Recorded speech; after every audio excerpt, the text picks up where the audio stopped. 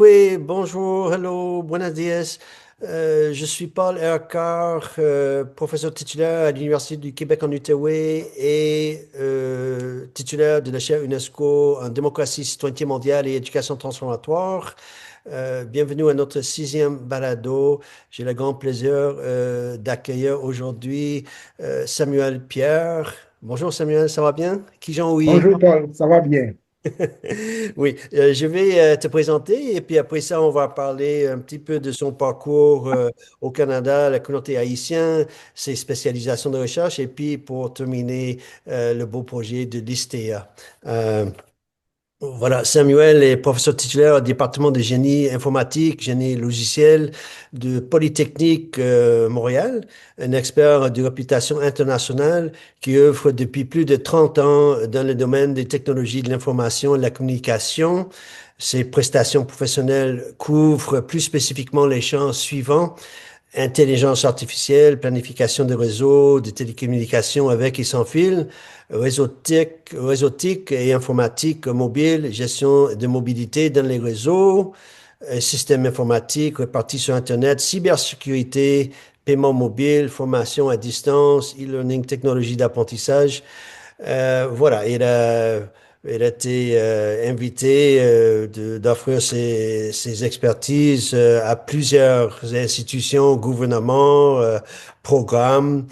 Il est actuellement professeur titulaire, oui, professeur au département de génie, et puis directeur du laboratoire de recherche en réseau et informatique. Voilà, de 2002 à 2014, il était chef de recherche industrielle CRSLG Ericsson en système réseautique, mobile et prochaine génération. Euh, Elle a énormément de publications, de livres, d'ouvrages, projets, rapports, étudiants. Voilà, il a une carrière très, très réussie. Et puis, il est membre de plusieurs conseils d'administration, conseils scientifiques, et entre autres, cofondateur, président de Grand Monde et de l'Institut des sciences, des technologies et des études avancées d'Haïti, ISTEA. Et on va consacrer la dernière partie de notre dialogue sur l'ISTEA, un très beau projet mené par Samuel, mais avec beaucoup de gens. Samuel, pour commencer, euh, tu viens d'Haïti, tu es au Canada depuis longtemps, mais tu es arrivé au Canada pour faire tes études. C'est je dirais, un cadeau pour le Canada, le Québec. Et puis, c'est pas nécessairement un perte pour Haïti parce que tu as continué les langues, mais pourrais-tu parler juste un petit peu de ces moments de venir au Canada? Pourquoi tu as choisi venir ici? Est-ce qu'il y avait beaucoup d'anticipation, d'angoisse ou c'était quoi des conditions? Pourquoi tu es venu ici pour étudier? Merci Paul d'abord de m'avoir donné l'occasion de parler de mon parcours. Euh, D'abord, je suis venu au Canada par choix, principalement au Québec, par choix, parce que la plus grande partie de ma famille se trouve aux États-Unis et d'après la culture haïtienne, en général, les gens ont tendance à aller étudier en France plutôt que de venir au Québec. Donc, j'étais en présence de trois choix: la France, le Canada, Québec et les États-Unis. Et j'ai choisi le Québec. J'ai choisi le Québec et comment? À la fin de mes études secondaires, disons en dernière année de secondaire, ce qu'on appelle en Haïti la classe de philo, eh bien, c'est le moment pour chaque élève de chercher une orientation de carrière, à quelle université aller, dans quel domaine aller étudier. Et moi, j'avais toujours le goût de devenir ingénieur, même si en fait, la plupart de mes professeurs me prédisaient une carrière littéraire. Mais même si j'aime bien la littérature, je suis très confortable à faire de la littérature, mais mon âme, c'est d'abord une âme d'ingénieur. Et j'ai écrit à Polytechnique en classe de philo, en dernière année de secondaire, pour être admis, pour demander d'admission à Polytechnique. Et la réponse qui m'a été donnée par Polytechnique, c'est que je ne pouvais pas rentrer à Polytechnique directement avec la classe de philo, parce qu'on vient d'un système français Mhm, mhm, Et au Québec, on a le système de cégep et la philo en Haïti ne correspond pas aux 2 années de cégep d'ici. Donc, si je rentre à Polytechnique, je vais avoir des lacunes, notamment dans les sciences, maths, physique, chimie, etc. Alors, il m'a été conseillé par Polytechnique à ce moment-là de passer une année dans une faculté de sciences d'Haïti. Et après, maintenant, je serai éligible à rentrer directement à Polytechnique. mhm, Alors, c'est ce que j'ai fait. Je suis rentré à Polytechnique. Je suis rentré à la faculté des sciences de l'Université d'État d'Haïti et pour faire mon année préparatoire. Et entre-temps, bon, et j'ai trouvé celle qui est devenue aujourd'hui mon épouse, Laurie. Et c'est ainsi que, au lieu de passer une année qui serait l'année préparatoire, je suis resté 3 ans. Parce qu'elle aussi, elle étudiait. Et après avoir passé les 3 ans à la faculté des sciences, j'ai jugé bon qu'il fallait mieux que je vienne terminer mes études au Québec, comme je voulais le faire avant. Et mhm, là, j'ai refait ma demande d'admission à Polytechnique, cette fois-ci mhm, avec 3 années faites plutôt qu'une mhm. à la faculté des sciences. La première année est considérée comme une année préparatoire, donc on ne la compte pas. C'est l'année qui me donne accès à Polytechnique. Et pour les 2 autres années que j'ai passées, ils m'ont crédité une année, Mhm. donc de sorte que j'ai fait 3 années à Polytechnique pour avoir mon diplôme d'ingénieur civil. Donc Ouais, c'est ainsi que je suis arrivé avec un visa d'étudiant. oui. Est-ce que tu étais propulsé la situation sociopolitique en Haïti, que tu voulais aller à l'extérieur? Oui, oui. En fait, c'était pas la principale raison. Je pense que j'étais surtout guidé par l'idée d'avoir une bonne formation. Parce que j'étais dans une très bonne école en Haïti. J'étais au Petit Séminaire Collège Saint-Martial, Mhm, qui était considéré comme l'une des meilleures écoles dans le pays à ce moment-là. Et euh, quand je suis allé à la faculté des sciences, même si je voulais principalement venir au Canada pour faire mes études à Polytechnique, mon séjour à la faculté des sciences m'a fait découvrir certains aspects que je n'aimais pas du tout, à la fois de l'université, mhm, et notamment en matière d'absentéisme des professeurs qui avaient à dispenser les cours, mais il y avait aussi des choses dans le pays qui me dérangeaient. La dictature, je ne l'ai pas aimée du tout, du tout. mhm, Et j'étais pas pourchassé, ni poursuivi, ni mhm. menacé, mais j'étais très inconfortable avec l'idée de vivre dans un pays où on n'avait pas le droit de dire ce qu'on pense. Ouais. Et Est-ce ça, que... c'est la vraie raison qui a fait que je ne Mhm. pouvais pas rester. Donc, combiné avec le vécu que j'ai eu à l'Université d'État d'Haïti, donc j'ai préféré revenir à mon idée première, qui était de faire mes études à Polytechnique à Montréal. Oui, oui. Souvent, on croit que rien n'est linéaire, c'est ça, je crois, mais quand on fait, quand on vieillit, on voit tout ce qui était en arrière et je ne sais pas si tu avais le sentiment que tu allais passer toute ta vie polytechnique et faire tout ça et boucler le boucle avec Haïti par la suite avec l'STA. Mais je peux vous faire peut-être un petit témoignage, mais voire même une confidence. Quand je suis arrivé à Polytechnique, c'était en 1979, en janvier 1979, c'était à la fin de janvier, je suis arrivé un peu en retard par rapport à la date d'ouverture. Je suis arrivé vers le 27 janvier à Polytechnique.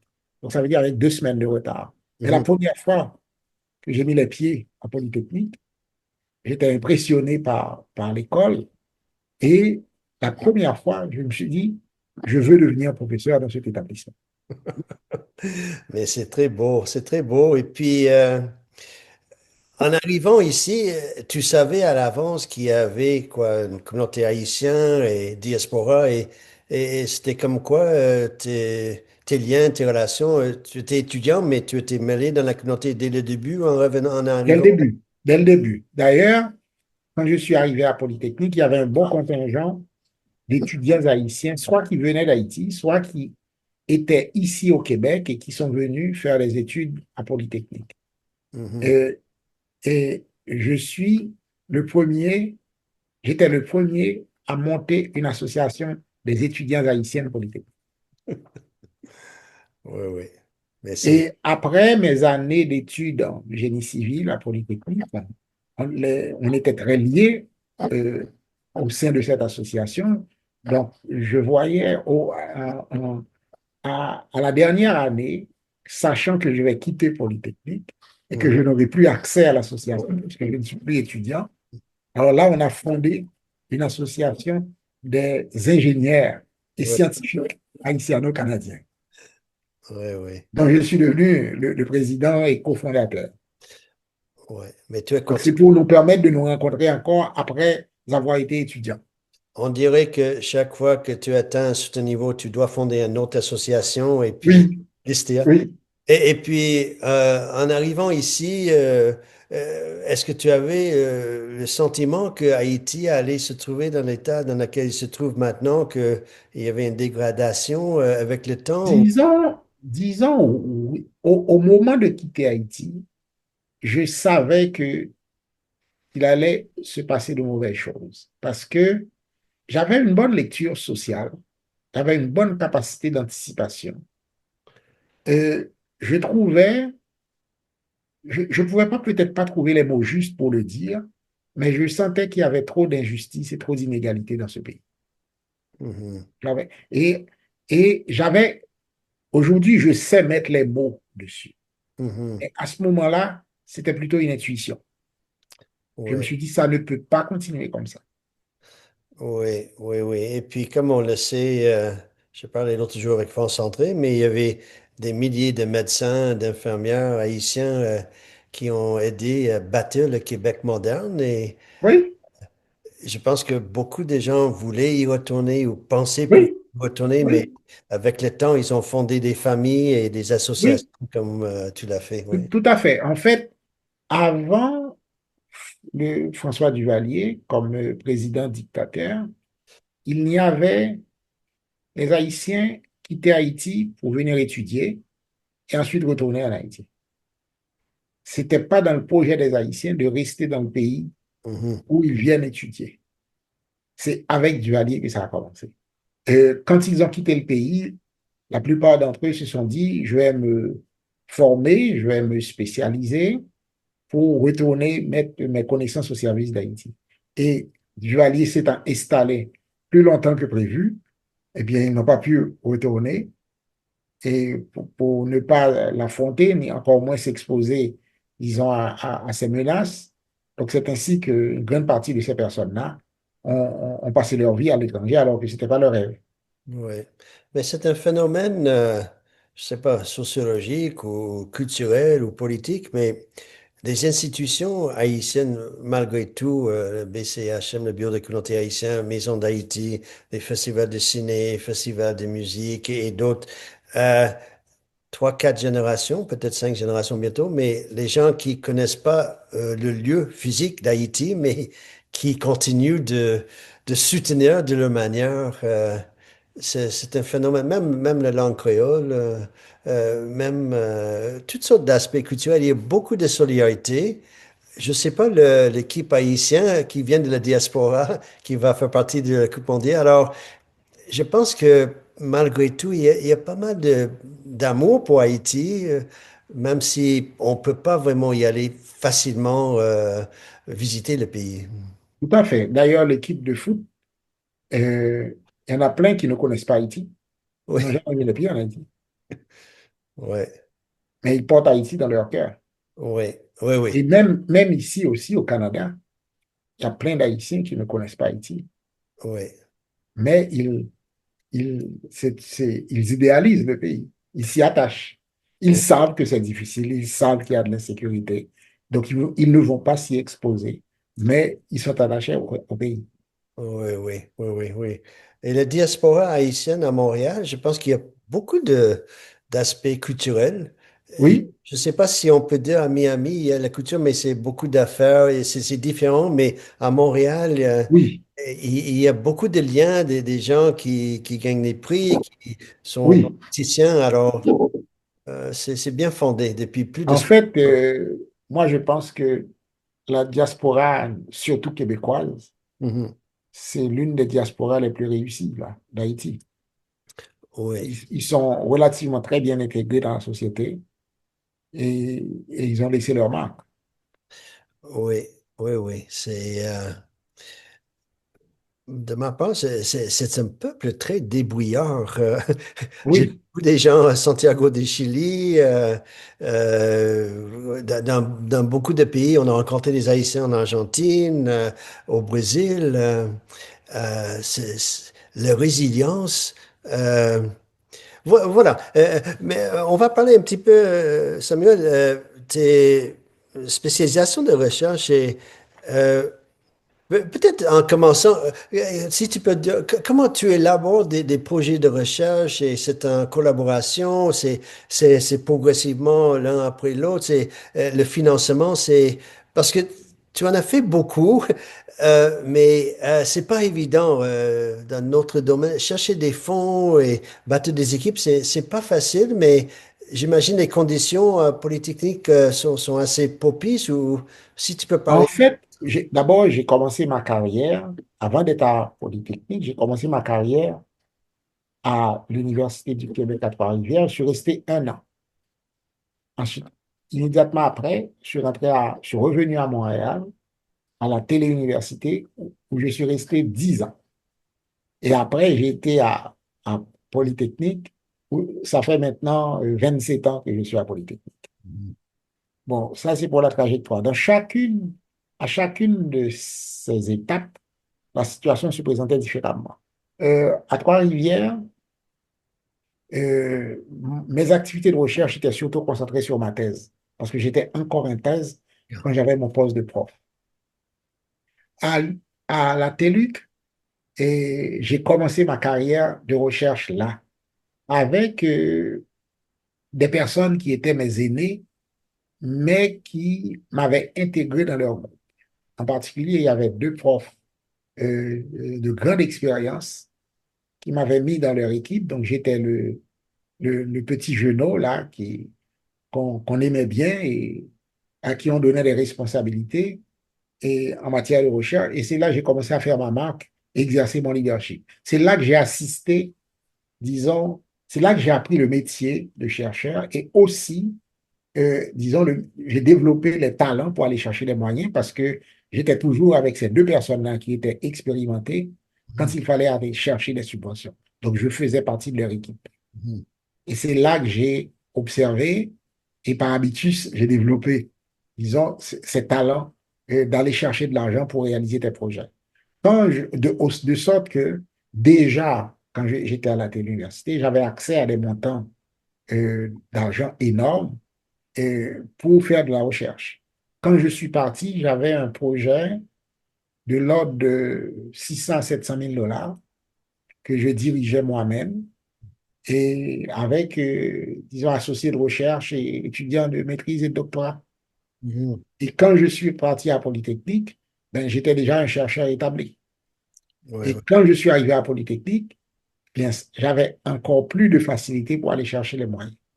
Donc, j'ai maintenu mes liens avec la téléuniversité pour nous permettre d'aller chercher de nouveaux financements, Mhm, mais en même temps, je développais aussi mes créneaux de recherche, mes nouveaux créneaux de recherche à la Polytechnique, et ce qui m'a permis d'avoir plusieurs sources de financement. Et la plus grande source à laquelle j'ai pu accéder en arrivant à Polytechnique, c'était l'industrie, parce que c'est Polytechnique comme école d'ingénieur est très proche du milieu industriel. Donc, il y avait des entreprises qui avaient des besoins et qui venaient auprès des profs polytechniques qui en ont l'expertise et pour leur offrir soit des contrats ou des fonds de recherche. Et avec ça, j'ai pu monter des équipes avec des montants énormes, ouais, ouais. y compris avoir une chaire. J'avais une chaire avec la première chaire que Ericsson a donnée au Canada, c'est moi qui l'ai eue. Et je l'ai gardée pendant 12 ans. Oui. Donc, ça aussi, c'était un montant énorme. Donc, il donnait euh, 300 000 dollars par année avec un matching fund du gouvernement fédéral. Ça fait que j'avais 600 000. Donc, ça fait 3 millions sur 5 ans. Et ça peut intégrer beaucoup d'étudiants, postdocs. Exact. Je vois un petit peu comme le métier de chercheur ou professeur, c'est un petit peu un boule de neige on ne peut pas facilement envisager la retraite parce que ça prend tellement de temps pour atteindre un certain niveau avec un savoir, mais aussi des étudiants et des équipes. Euh, voilà. Et puis, je vais commencer. Intelligence artificielle, euh, qu'est-ce que tu fais et ça s'évolue? Il y a une évolution tellement rapide. Où est-ce que tu vas voir que ça va s'en aller? Montréal est tellement central, mais ça semble nous dépasser un petit peu. Et je vais juste te dire que j'ai fait une présentation en Corée il y a 2 semaines sur la démocratie et l'intelligence artificielle en éducation. Pas spécialiste dans le domaine, mais ça m'intéresse beaucoup. Et puis, ce qu'on apprend, c'est que c'est pas nécessairement bon pour la démocratie comme telle. Il faut faire attention. Il n'y a pas beaucoup de règlements et accessibilité et comment on va l'utiliser. Alors, en éducation, on parle beaucoup, question, est-ce que les gens vont l'utiliser? Mais je pense qu'il faut dépasser ça parce qu'il faut l'utiliser, mais il faudrait le baliser. Il faudrait aussi avoir des manières de le rendre accessible, mais euh, ça peut avoir des effets intéressants et aussi néfastes. D'abord, moi, j'ai fait ma thèse en intelligence artificielle. Ça fait plus d'une vingtaine d'années. Ça veut dire qu'il y a des gens qui pensent que on vient de découvrir l'intelligence artificielle, c'est faux. Ça fait très longtemps que c'est là. Mais ça avance par bon. Et il y avait une première vague, un petit peu vers les années 50. Mhm. Ensuite, il y a eu une deuxième vague, un petit peu dans les années 80. Et vers les années 2000-2010, donc on a eu droit à une troisième vague. Moi, je suis de la deuxième vague. Et au moment où j'ai fait ma thèse, d'ailleurs, ma thèse, c'est approche d'intelligence artificielle pour la conception de réseaux téléinformatiques de grande taille. Et à ce moment-là, on parlait beaucoup de systèmes experts comme de systèmes capables d'incarner l'expertise de quelqu'un dans un domaine donné. Prenons un médecin qui a une expertise, donc tu es capable de faire un système expert qui simule le mode de raisonnement du médecin pour essayer de faire des diagnostics et même proposer des guérisons. Ça, c'est comme un Donc ça, chatbot. c'était comment? C'est comme un chatbot. On appelait ça des systèmes experts. Oui. Mais c'est comme une version évoluée de ce qui serait un chatbot aujourd'hui. Et maintenant, c'était pas un domaine où les gens se réfugiaient et disons pour toutes sortes de raisons, là. Aujourd'hui, c'est devenu une panacée. Tout le monde veut utiliser l'intelligence artificielle, même pour résoudre des problèmes ordinaires, banals, etc. Normalement, quand j'ai fait ma thèse, et c'est l'origine même de l'intelligence artificielle, c'était de concevoir des systèmes capables d'imiter l'humain dans sa capacité de raisonner pour résoudre des problèmes. Et, et partant de là, il y avait une classe de problèmes qui se prêtait à l'intelligence artificielle. Cette classe de problèmes, c'est un peu celles qui ont guidé ma thèse, c'est qu'il y a des problèmes qui sont trop difficiles à résoudre parce que le temps nécessaire, le temps d'ordinateur nécessaire pour calculer et obtenir la solution optimale est trop long. Ça peut prendre des milliers d'années pour avoir la solution recherchée. Mhm. Alors, pour ne pas être pris dans cette situation de devoir attendre des milliers d'années, personne ne peut vivre des milliers d'années. Donc, on a fait un compromis en disant, cherchons des solutions que l'on pourrait qualifier d'heuristiques et qui euh, auraient l'avantage de pouvoir être obtenues en un temps court, même si ça ne correspond pas à la solution optimale que je cherche. Donc, je cherche alors une solution proche de l'optimum qui n'est pas exactement l'optimum, mais qui a le mérite de pouvoir être obtenu dans un temps court. Mhm. Alors, c'est ainsi que moi, j'évoluais dans ce contexte-là. Et dans ma tête, il y a une classe de problèmes et qui se prête à ça. Mais aujourd'hui, eh bien, au lieu de se limiter à cette classe de problèmes, bon, étant donné maintenant qu'il y a énormément de données disponibles, on est capable de les stocker, on est capable d'aller les exploiter, d'aller les fouiller, eh bien, on a dit, mais pourquoi ne pas utiliser cette manne que sont les données pour essayer d'apprendre.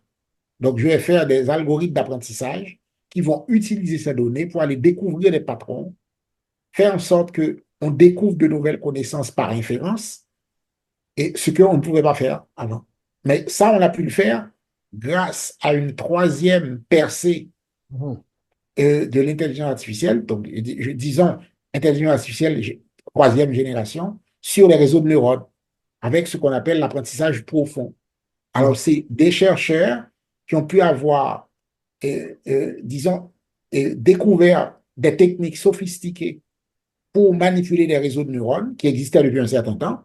Mhm. Et eux, ils ont fait une découverte qui permet de les manipuler et de les faire travailler, de les entraîner sur des masses considérables de données, de manière à ce qu'ils soient en mesure de découvrir de nouvelles choses qu'un humain prendrait trop de temps pour découvrir. Et c'est ça qui fait qu'aujourd'hui, ça devient une panacée. Tout le monde veut l'utiliser, même si en fait, ce n'est pas le meilleur outil dans certains cas, parce qu'il y a des outils plus classiques qui sont même plus performants que l'intelligence artificielle en regard des ressources. Parce qu'aujourd'hui, l'intelligence artificielle consomme beaucoup d'énergie et nécessite aussi beaucoup d'eau.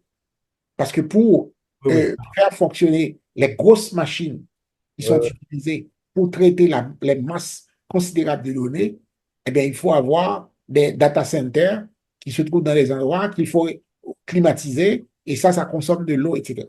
Oui, Donc, il y a un défi énergétique et un défi de consommation d'eau. oui, les centres de données. Apparemment, le Québec est bien placé avec l'électricité, le climat, mais Oui, c'est dispendieux et même en Corée, les gens ne veulent pas trop avoir ces centres de données de près. Ça risque d'avoir des accidents, non? Aussi. oui, Oui. Et puis, il y a des critiques. Et moi, j'utilise un petit peu l'intelligence artificielle et j'aime ça. Et avec tous les provisos, il faut vérifier, valider, savoir. Et tu peux pas juste prendre mais pour faire la synthèse de certains thèmes, mais, oui. les critiques, bon, ben, c'est trop basé, quoi, l'anglais, les textes scientifiques en anglais, les savoirs publiés, et puis, par exemple, les savoirs autochtones peut-être sont pas aussi publiés. Est-ce que tu vois que c'est un enjeu ou il C'est faut... un enjeu. C'est un enjeu. Il faut ajouter à cela aussi tout le savoir qui vient des pays du Sud. Ouais, Parce que ces savoirs-là doivent être utilisés pour entraîner les réseaux de neurones. Or, si ils ne sont pas disponibles, ça veut dire que les réseaux de neurones ne vont pas être entraînés et sur ces langues-là et sur ces réalités-là. Donc, il va y avoir un biais. Il va ouais, y avoir un biais. Parce qu'il y aura beaucoup plus de données de nature occidentale disponibles ouais, ouais. et qui vont desservir, être mises au service des systèmes d'intelligence artificielle aujourd'hui pour inférer de nouvelles connaissances. Ouais. Est-ce que tu penses, avec chaque changement de paradigme important, disons, la radio vers la télévision vers l'Internet, l'Internet vers les réseaux sociaux vers l'intelligence artificielle, mais ce qui est important, je pense, c'est que de diminuer les inégalités sociales et de rehausser, mais semble-t-il, penses-tu que l'intelligence artificielle, ça va nous aider ou ça va agrandir des inégalités qu'on a Ça observées? va exacerber les inégalités. Ça Ouais. va exacerber les inégalités. Il y a un livre très brillant qui est écrit par une femme qui s'appelle Cathy O'Neill. C'est une Américaine. Mhm. Elle-même, elle est mathématicienne de formation. Elle a fait son doctorat en mathématiques à Boston. Elle était prof d'université à Boston. Elle a quitté son poste pour devenir activiste. Elle est allée travailler dans les milieux informatiques pour développer des systèmes d'intelligence artificielle. Elle a écrit un ouvrage qui s'appelle Algorithme, euh, arme de destruction mathématique. Mhm. Et dans ce livre-là, elle relate tout ce qu'elle a vu dans les milieux où elle a travaillé Ouais. et en matière de création d'inégalités par l'IA, Ouais. Ouais. Ouais. Il y a beaucoup de... avec plusieurs cas illustres. Ouais. Comment tu fais pour donner une liberté conditionnelle à quelqu'un? Alors, le juge va se baser sur un système d'IA et le système d'IA va lui dire, si tu es noir, tu as des chances de récidiver. Donc, je ne vais pas t'accorder une liberté conditionnelle. Oui, Et oui, pourquoi? Parce que les algorithmes ont été... on a observé le comportement du noir, mais on oui, ne l'a pas fait pour les blancs. oui, Donc, ton système va inférer sur les données qu'elle a, sur les données des noirs. Et ils vont dire, ah, les noirs, eh bien, sur 4 fois qu'on l'a relâché, eh bien, sur 3 fois sur 4, il a récidivé. Et là, ça devient une règle qui va être proposée au juge pour prendre la décision en se basant sur un système d'IA, mais un système d'IA porteur de préjugés et de discrimination. Et c'est la même chose pour la promotion des professeurs qui enseignent dans les écoles secondaires.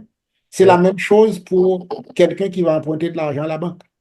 oui, oui, c'est un profilage C'est du racial. profilage. C'est du profilage. Ça peut faire une discrimination contre la classe Oui. supérieure, les femmes, mais euh, moi, ce qui m'inquiète particulièrement, c'est l'accélération de la machine de guerre, l'utilisation de l'intelligence artificielle, les drones et tout ce qu'ils pourraient faire, mais c'est la commercialisation, on semble pas miser beaucoup en bas. Ça commence en haut et c'est contrôlé. Les milliardaires semblent avoir beaucoup de prise de décision. Ah oui, en fait, c'est un truc de milliardaire, hein. C'est un truc qui demande, l'intelligence artificielle demande tellement d'argent. C'est pas l'affaire des pauvres. Non, Pour faire, même, d'abord, les grosses recherches en intelligence artificielle ne sont pas faites dans les universités. Les universités n'ont pas les moyens de faire ça. non, Parce que pour faire, ça va me prendre une machine super puissante et je n'ai pas les moyens de me le payer. non, Ça va prendre un ensemble considérable de données. Je n'ai pas accès. non. J'ai Et pas accès. en même temps, aux États-Unis surtout, mais on est en train d'essayer de un petit peu démanteler le secteur universitaire, l'équité, Oui, l'équité, inclusion. Et puis, on semble pas vouloir valoriser davantage une éducation plus robuste, plus critique, plus engagée. exact. Ça laisse une place pour la surveillance et le contrôle quand même. Oui. Mais là, je pense que c'est ce qu'il faut qu'on revendique. Un espace de formation qui soit ouvert, qui soit critique, où la libre pensée peut se manifester. Oui, oui, oui. Euh, Et là, c'est ce qui a remis en cause aux États-Unis. oui. On reproche aux États-Unis de former des libres penseurs. Oui. Et puis, Samuel, tu travailles beaucoup sur la gestion, planification des réseaux de télécommunications, réseautage, mais une petite question pour nous tous. Oui, Pourquoi c'est tellement cher au Canada pour tarifs téléphoniques et est-ce que c'est la géographie? Est-ce que la c'est géographie. C'est la géographie. parce qu'il y a Parce plus de qu'on a un très grand territoire qu'il faut couvrir avec des équipements de télécom et une faible population, très faible population par rapport à la taille du territoire. Et en général, quand ça arrive, eh bien, le coût par personne devient très élevé. Parce qu'il n'y a pas une masse critique de personnes capables de supporter les coûts des infrastructures pour desservir l'ensemble du territoire. Et puis ça, c'est un problème pour après tout ce qu'on va faire si on voulait mettre des bornes pour des voitures électriques ou n'importe quoi. Le Oui, territoire est très vaste, tandis que le nord oui, d'autres pays peuvent tout le faire. à fait, tout à fait. Oui, oui. Et est-ce que le Canada est bien perçu ou est-ce que dans ce domaine-là, Le télécommunications? Canada, historiquement, le Canada a été un pays d'avant-garde en télécommunication. Et, et il l'est moins maintenant parce qu'on avait une grosse compagnie, une grande, qui était un fleuron canadien qui s'appelle Nortel. Nortel Networks. Network a fait faillite, Oui, mais c'était un fleuron canadien. oui. Tout le monde considérait Nortel comme étant une entreprise d'avant-garde. C'était une grosse entreprise, mais qui a fait faillite par la mauvaise gestion des administrateurs. Ils ont fait de mauvais choix stratégiques. Oui, oui, oui. Maintenant, passons maintenant, Samuel, vraiment, l'Institut des sciences, des technologies et des études avancées d'Haïti, ISTEA. Euh, je comprends, il y avait d'autres personnes, mais tu étais au cœur de ce projet-là. Euh, Pourrais-tu parler un petit peu comment tu es venu à vouloir fonder ce projet-là? C'est un, je vais le décrire comme tel, tu peux me corriger.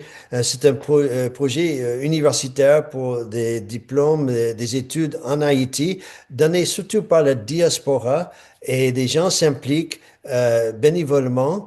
Il y a des thèses de doctorat, des comités et toutes les conventions avec des ententes et en Haïti et à l'extérieur. Le site web est très impressionnant. Il y a peut-être près de 300 professeurs impliqués euh, et beaucoup de projets, programmes, mais d'où vient l'idée et comment ça a commencé? On est dans le, combien, 10 années? On va avoir 13 ans au mois de janvier, là. Le 13 janvier, on va avoir 13 ans. Ouais. Tu peux commenter un petit peu le fondement et... Oui. D'abord, nous avons créé le 20 janvier 2010, 8 jours après le tremblement de terre, nous avons créé le groupe de réflexion et d'action pour une Haïti nouvelle, le GRAN. Le GRAN, c'est le groupe de réflexion et d'action pour une Haïti nouvelle, créé dans la foulée du tremblement de terre pour venir en aide de manière collective à Haïti. Donc, j'ai réuni des universitaires et des professionnels. On était une vingtaine à Polytechnique le soir du 20 janvier. Et après 3 heures d'échange, on est sorti avec l'idée de créer un groupe qui allait s'appeler le groupe de réflexion et d'action pour une Haïti nouvelle. Et quand on a fait nos premières sorties, donc d'autres personnes ont vu l'idée et nous ont demandé d'élargir, parce que c'était seulement au Québec, à Montréal. Ils ont dit, nous voulons avoir des branches dans d'autres pays. Et c'est ainsi que le GRAN est devenu GRAN Monde, Mhm, avec des branches au Canada certainement, mais aussi en Haïti, aux États-Unis, en France et en Suisse. À l'époque, on en avait même une branche au Sénégal parce qu'il y avait des étudiants mhm, haïtiens qui étaient partis étudier après le tremblement de terre au Sénégal et ils nous ont demandé de faire une branche au Sénégal. Donc ça, c'est pour le GRAN. Et le GRAN a produit un ouvrage collectif de 617 pages qui traite de toutes les questions liées au développement d'Haïti et avec évidemment un chapitre sur l'éducation. Et dans le chapitre sur l'éducation, on voulait travailler avec les universités haïtiennes, en particulier l'Université d'État d'Haïti. Et quand on a essayé, eh bien, ça s'est soldé par un échec. Et devant cet échec-là, mais aussi en raison de la conviction qu'on avait que s'il y a un endroit où on peut faire la différence, c'est au niveau universitaire, parce qu'on a beaucoup d'universitaires haïtiens, mhm, et Gina en est une, eh bien, on dit c'est cet endroit-là. Donc, il faut mobiliser ces personnes mhm. autour d'un projet, et disons, autoporteur, et puisque l'UH nous a fait faux bon, et on va créer un établissement universitaire. Et c'est ainsi que m'est venue l'idée de créer l'Institut des sciences, des technologies et des études avancées d'Haïti. Et pourquoi la résistance de la part de l'Université d'État d'Haïti? Eh bien, c'est que quand on s'est présenté, il n'y avait pas d'ISTEA, il y avait, il y avait le GRAN et on leur a fait une proposition de collaboration en tant que GRAN en leur disant, on est prêt à vous aider à monter un programme de troisième cycle à l'UEH. Au lieu de saisir l'opportunité, Mhm, eh bien, ils nous ont fait le procès que le GRAN n'est pas une université. Ils disent, mhm, ouais, le GRAN n'est pas une université, mais le GRAN intègre un paquet d'universitaires. mhm, Ça veut dire que on peut les réunir pour faire des choses concrètes avec vous, offrir un programme doctoral. mhm. Alors, quand ils ont dit ça, bon, finalement, ça nous avait découragés. On dit, puisqu'ils disent qu'on n'est pas une université, on va en créer une parce qu'on a les moyens. Oui, oui. Et puis, vraiment, c'était rapidement beaucoup de programmes et beaucoup d'étudiants les questions financières, comment soutenir tout ça? Et parce que même il y a des installations, infrastructures en Haïti. Alors, Oui, euh, comment ça? on a, là, quand j'ai écrit le document de conception de l'ISTEA, alors, mon ami et collègue Pierre Toussaint, avec qui j'ai partagé le document, a été voir le président du syndicat des professeurs d'Université du Québec avec le document. Alors, le président du syndicat, après quelques semaines, est revenu voir Pierre en lui disant, ah, j'ai bien apprécié le document que vous avez écrit pour la conception de l'université en Haïti, mais comme la FQPPU, c'est ainsi qu'on l'appelle, comme la FQPPU a un mandat limité géographiquement au Québec, donc nous ne pouvons pas aller participer dans un projet à l'extérieur. Mais le projet est tellement stimulant, je vous donne 500 $. Ils nous ont donné 500 $. Ça, c'est le premier don qu'on a reçu pour quelque chose qui était encore une idée. Mais est-ce que ça, je m'excuse de ça, mais est-ce que ça vous a réorienté plutôt que de vouloir installer une université en Haïti, de faire quelque chose à distance ou? Ah non, mais c'était conçu pour être à distance. OK. Parce que, n'oubliez pas, j'ai, j'ai, j'ai passé 10 ans à la téléuniversité. Mhm. Donc, Ah, c'est là que j'ai appris le métier. Et je maîtrisais très bien le métier. oui, oui. Je maîtrisais très bien le métier. Parce que Donc, je me suis dit, je vais utiliser mes compétences en téléenseignement pour monter ça. ouais. Et après, maintenant, le même document, je l'ai transmis à quelqu'un avec qui j'avais de bonnes relations au Bureau des relations internationales de Polytechnique, qui l'a vu et qui m'a dit, Samuel, c'est une bonne proposition, ça. Alors, j'ai des contacts au Centre de recherche pour le développement international. Je vais envoyer ce document au CADI Mhm. et pour essayer de solliciter de l'aide.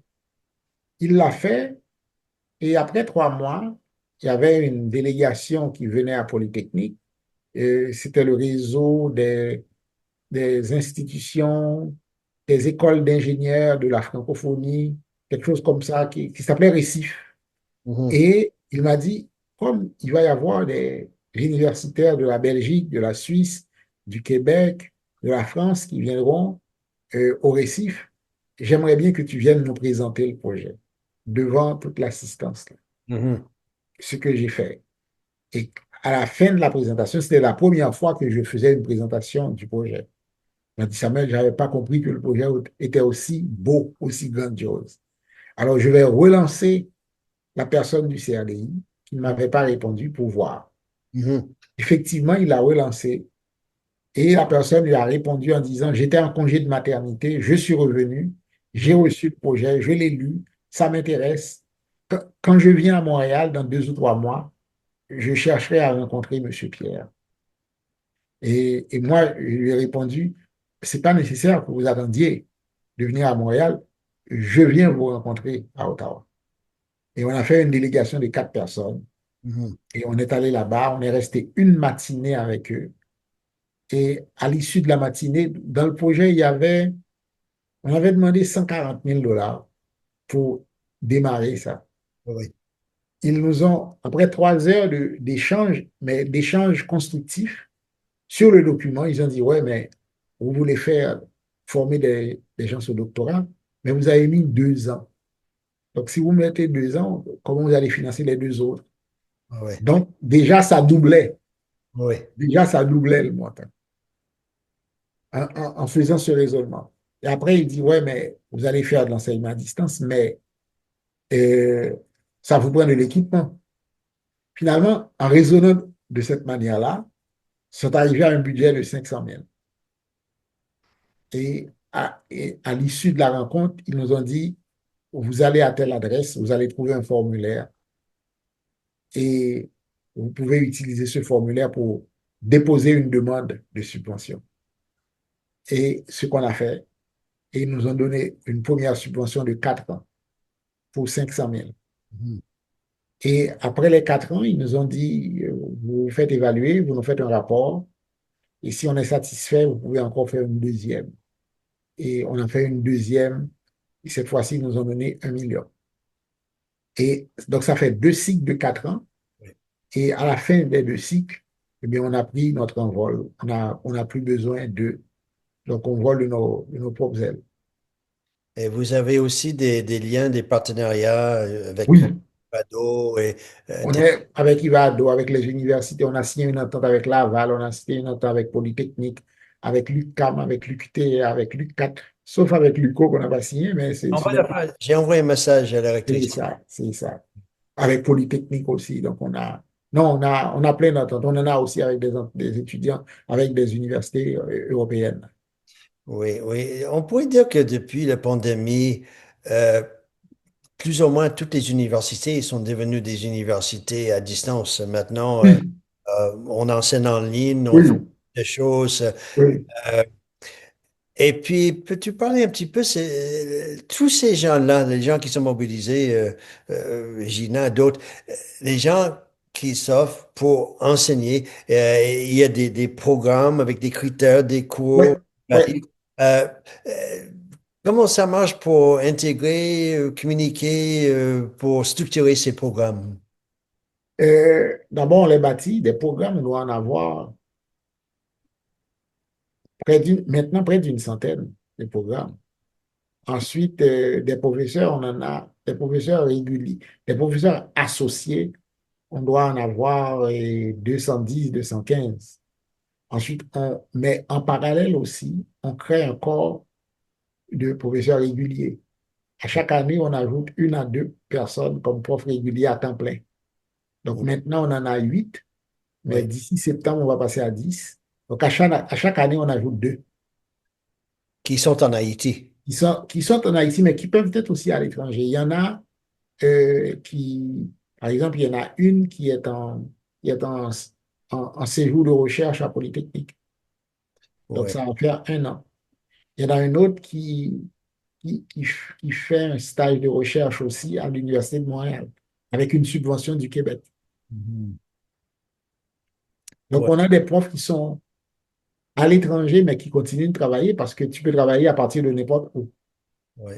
Mais c'est excessivement débrouillard de chercher des professeurs qui viennent, qui se donnent le temps, et puis d'autres maintenant qui sont engagés. Il y a même un cher UNESCO sur les Oui, sciences. Euh, il y a beaucoup d'activités. Même on a collaboré, notre cher oui, ça. Rose Michel.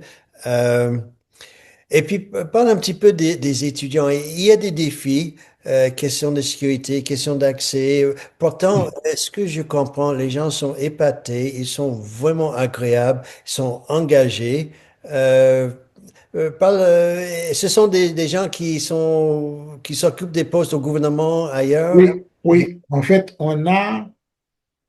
fait, il y a les étudiants qui viennent pour la plupart, ce sont des middle managers, mais aussi des personnes de haut niveau. Mhm, Il y en a qui sont ministres, qui sont là. Il y en a même un qui fait partie du conseil présidentiel. mhm, Donc, ce sont des personnes de tous les niveaux. ouais. Et puis, on s'est parlé auparavant, mais en filigrane, un des objectifs, c'est de créer aussi la conscientisation envers la démocratie, le vivant. Exact, Et c'est exact. pas juste une étude Ah de non, non, non. pensée, oui. Il y a un accent particulier, d'ailleurs, dans la vision du GRAN. C'est une vision qui est axée sur la démocratie, sur la justice sociale, sur le droit, le culte du bien commun et la conscience environnementale. Ça, ce sont les piliers du GRAN. Et l'ISTEA en est l'incarnation. Et nos étudiants, on les sensibilise à la démocratie, à l'égalité, Mhm. et on les sensibilise aussi à l'éthique. Il y a un fort accent éthique, participation citoyenne aussi. On leur a dit, on ne vous éduque pas pour devenir des indifférents à la société. Il faut vous impliquer, il faut prendre des positions dans la société pour faire avancer la société. Oui, oui. Quels sont les défis, les enjeux, et pour les étudiants et pour l'ISTEA? Et c'est surtout d'ordre économique parce que ce n'est pas un pays riche. La formation, elle est payante, moins chère qu'ici, mais quand même qui n'est pas donnée. Donc, il faut que les personnes puissent se débrouiller pour trouver le financement.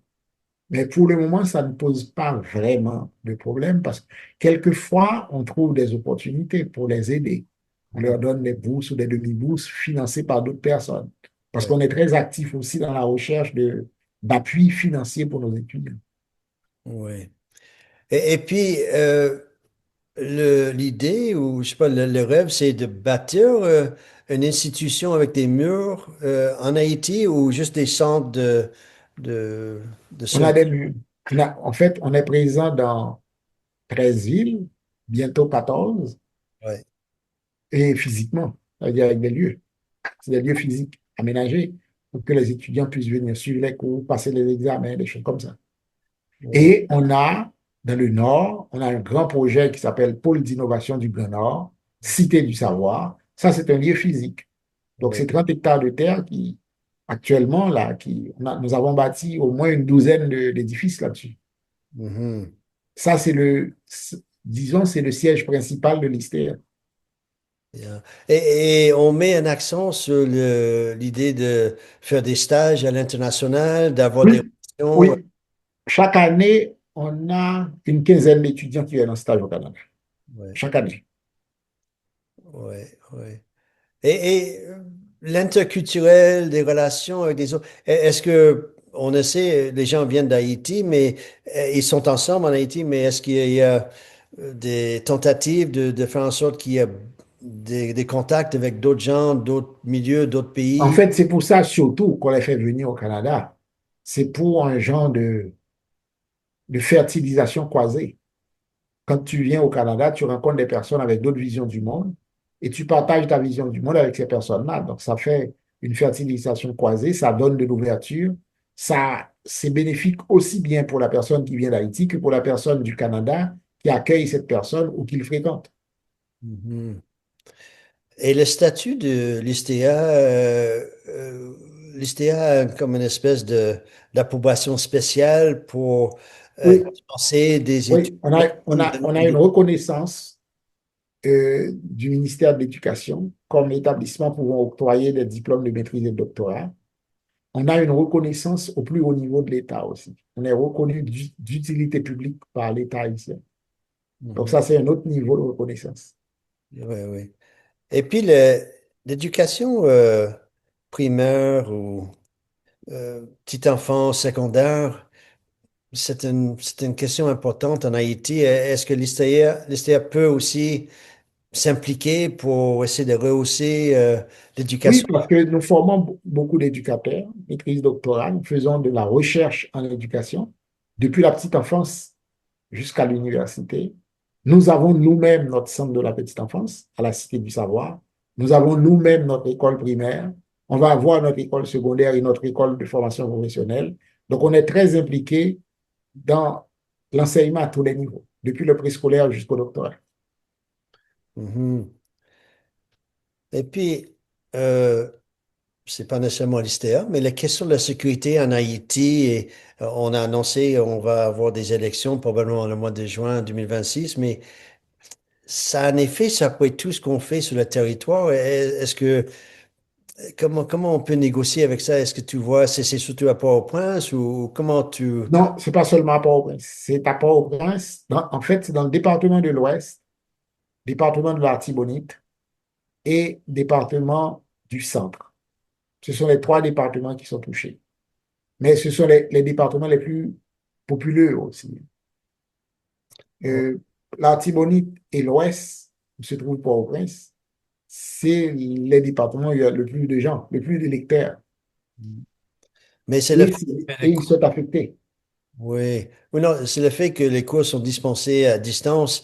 Ça peut être peut-être plus facile d'assister aux cours Oui, plutôt que de oui, se rendre dans un centre. absolument. Parce que tu n'es pas obligé de te rendre au lieu, dans les sites de l'ISTEA pour suivre le cours. Ensuite, même lorsque un site de l'ISTEA comme Port-au-Prince serait fermé, le cours est dispensé quand même dans les autres sites et on enregistre le cours. De sorte que l'étudiant de Port-au-Prince qui n'a pas pu se présenter au cours, eh bien, il peut aller visionner sur Moodle. Mhm. Et puis, je sais pas, ta prognostic, ta vision dans 5 à 10 ans, euh, ça va prendre des l'élan, Haïti sera un petit peu plus stable, c'est avec... C'est ce que je souhaite et je travaille pour aussi. Je travaille pour avec des gens du terrain. Avec des gens du terrain, comme on dit, on milite. On milite pour qu'il y ait une société civile capable de s'affirmer et de servir de contrepoids aux politiques internes et externes, aux politiques internes et externes. Parce qu'aujourd'hui, il y a une grande domination de la vie politique haïtienne par la communauté internationale. C'est une domination indue et néfaste. Ouais. Mais tu as vraiment cultivé un bassin des gens qui vont, qui sont à l'aube de leur retraite, qui vont s'impliquer. Exact. J'ai de la difficulté, quoi, que Gina va se retirer tranquillement. Elle va, je pense que ça va s'amplifier. Même moi, bien d'autres personnes, mais pour aller en Haïti, comment tu le vois? Est-ce que on peut y aller, donner des ateliers, s'engager, collaborer avec des collègues? Je vais dans le nord. Ouais. Quand je vais, moi, je vais tous les ans. Je vais vers la fin du mois de mai. Je fais 2 ou 3 jours. Mais quand tu vas dans le nord, il n'y a pas de problème. Ouais, ouais, ouais, ouais. Si on va cette année, parce qu'on va voir l'état de la situation, euh, la dernière fois qu'on a fait un grand événement, c'était en 2018. Mhm, On avait fait Pic Grand 2018. Il y avait 1000 participants, dont une bonne partie qui venait de l'étranger. Il y avait plein de profs canadiens et québécois qui étaient allés. On mhm. avait fait un colloque international. Il y avait des profs qui venaient de pays étrangers qui étaient venus aussi. De la Belgique et de la Suisse, de la France, des États-Unis et du Canada anglais aussi. Et est-ce que les États-Unis aujourd'hui, c'est bizarre de se retirer des institutions internationales, d'appeler des gens déchets de la Somalie, tout ça poursuivre, voudrait renvoyer des Haïtiens. Est-ce que tu trouves que les États-Unis ont un posture où il faut pas trop regarder le gouvernement, mais il y a des joueurs plutôt au niveau local qui vont soutenir Haïti, l'ISTEA ou... Disons, à mon avis, on devrait, dans le pire cas, on va passer 4 mauvaises années avec la présidence de Trump. Maintenant, si on est chanceux, il perd les élections de mi-mandat. Donc, on en a encore pour un an. Ouais, mais ça c'est s'il va perdre parce qu'il a toutes sortes de démons Oui, et avec le oui, PM et le Congrès. oui. Mais pour terminer, Samuel, qu'est-ce que tu pourrais nous dire au sujet d'Haïti? C'est vraiment inspirant les gens qui soutiennent, les Haïtiens qui viennent. Mais malgré tout, il y a un parti difficile, très difficile. Mais euh, qu'est-ce que tu pourrais ressortir qui est vraiment Eh inspirant? bien, c'est un pays à la fois décourageant et fascinant.